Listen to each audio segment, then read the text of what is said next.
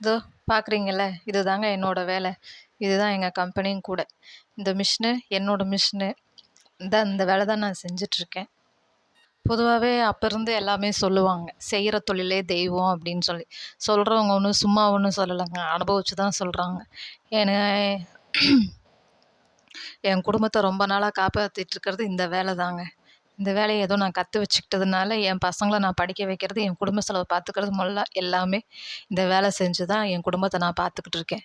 இந்த வேலை தெரியலன்னு வச்சுக்கோங்களேன், இதை விட நான் ரொம்ப கஷ்டப்பட்டு இருந்துட்டு இருப்பேன்.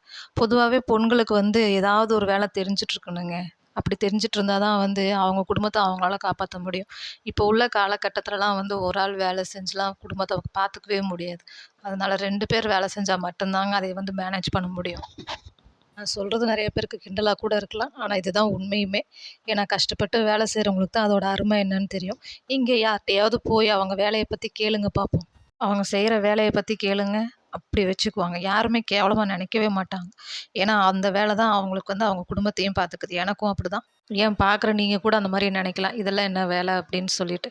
ஆனா என்ன பொறுத்தவரைக்கும் இந்த வேலை தாங்க எனக்கு தெய்வம். என் வேலைய பத்தி நீங்க தெரிஞ்சுக்கணும் அப்படின்றதுக்காக தான் நான் வந்து செய்யறதவே வீடியோவா எடுத்து போட்டுருக்கிறேன். நெறைய பேர் கிண்டல் பண்ணலாம். நான் அதை பத்தி கவலைப்பட மாட்டேன். ஏதோ உங்ககிட்ட சொல்லணும்னு தோணுச்சு.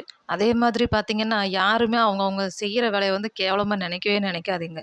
ஒரே ஒரு நாள் அந்த வேலை இல்ல அப்படின்ற ஒரு நெனச்சு நெனச்சு மட்டும் பாருங்க. அந்த நீங்க வேலையில தான் இருக்கீங்க. ஆனா அந்த வேலை இல்லன்னு நீங்க நெனச்சு பாருங்க. உங்களால அத ஜீரணிச்சுக்கவே முடியாது. அந்த வேலைன்னு ஒண்ணு இருக்கிறதுனால தான் உங்களால ரன் பண்ண முடியுது.